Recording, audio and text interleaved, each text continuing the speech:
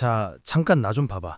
너 매달 아파트 관리비 고지서 받으면 그냥 금액만 확인하고 납부하지? 솔직히 말해봐. 관리비 항목들 하나하나 다 뜯어본 적 있어? 없지? 나도 그랬어. 근데 어느 날 우연히 관리비 명세서를 자세히 보다가 진짜 충격 먹었거든? 아니, 우리 아파트 경비원이 네 분인데 인건비가 한 달에 얼마라고?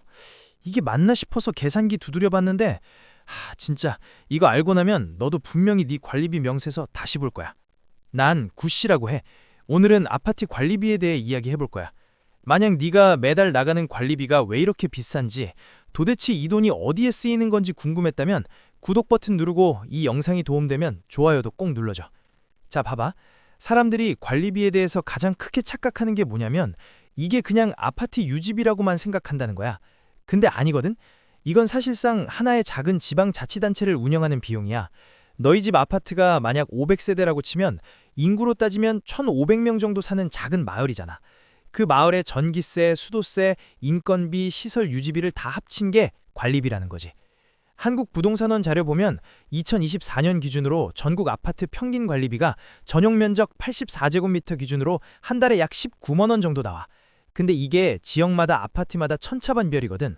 어떤 곳은 10만 원도 안 되고 또 어떤 곳은 30만 원 넘게 나오기도 해. 왜 이렇게 차이가 나는 걸까? 지금부터 하나하나 뜯어볼게.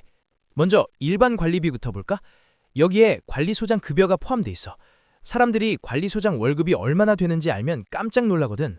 1000세대 정도 되는 중대형 아파트 관리소장 연공이 보통 4천만 원에서 6천만 원 정도야. 월급으로 치면 300만 원에서 500만 원 사이. 좀 많다고 생각하지? 근데 생각해봐. 이 사람이 관리하는 자산 가치가 얼마야? 1000세대에 세대당 평균 5억씩만 쳐도 5천억 원이야.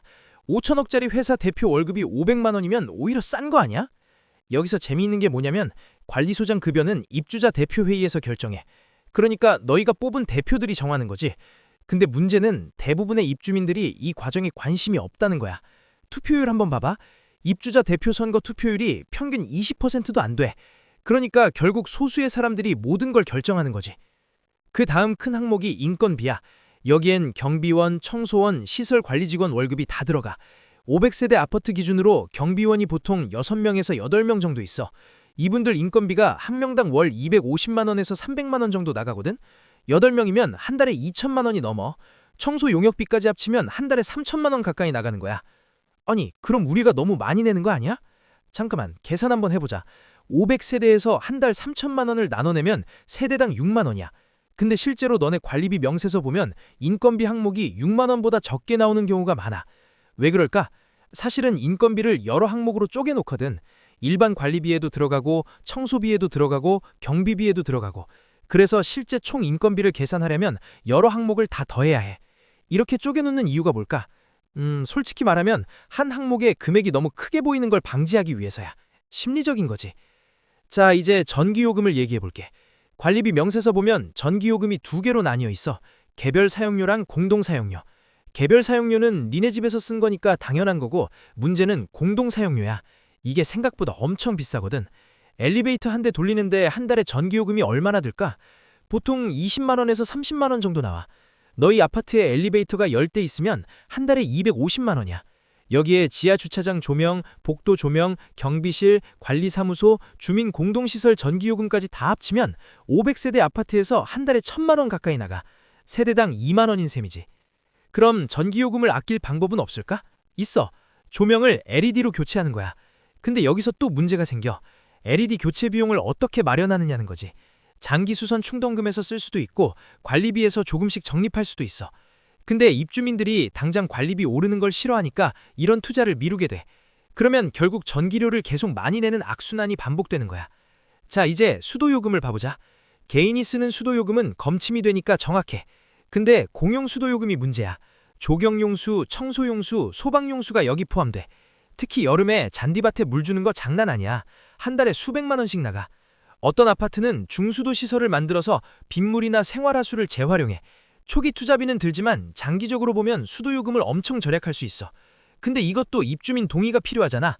당장 관리비 올라간다고 하면 다들 반대하니까 추진이 안 되는 거지. 시설 관리도 중요하지. 그중 비용을 많이 차지하는 건 승강기 유지비야. 엘리베이터 한 대 유지보수 계약하는데 한 달에 15만 원에서 20만 원 정도 들어가. 10대면 한 달에 150만 원에서 200만 원이야. 이게 뭐 하는 돈이냐고? 정기점검, 부품 교체, 긴급 출동 다 포함된 거야.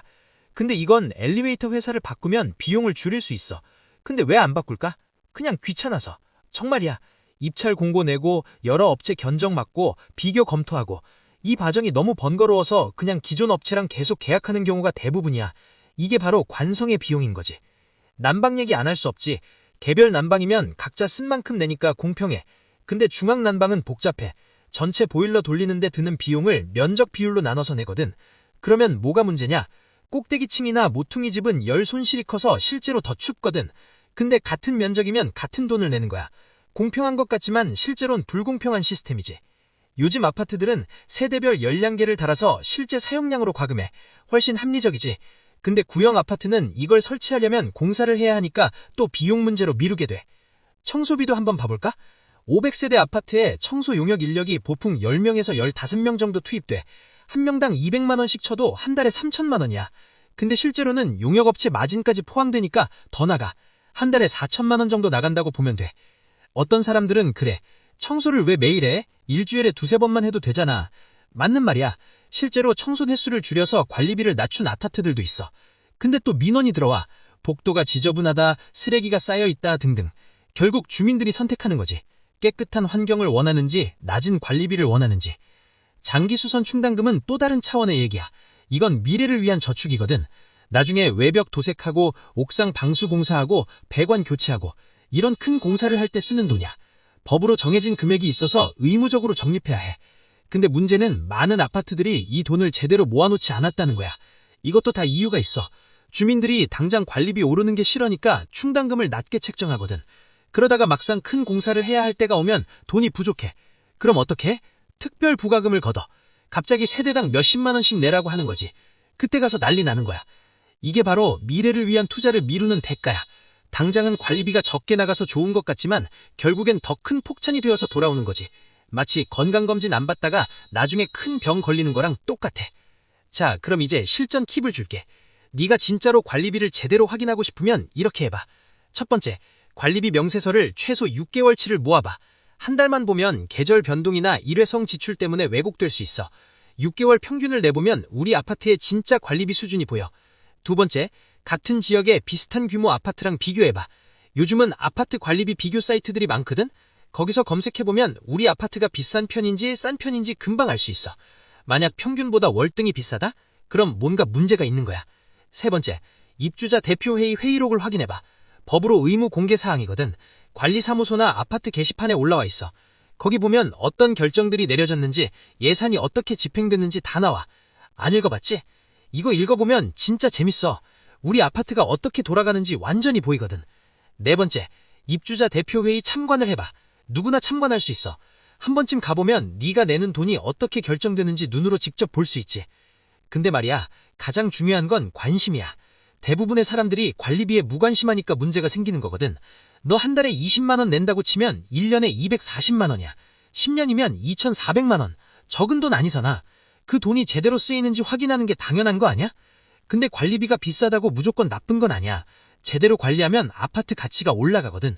깨끗하고 시설 좋고 안전한 아파트는 분양가 대비 프리미엄을 받아.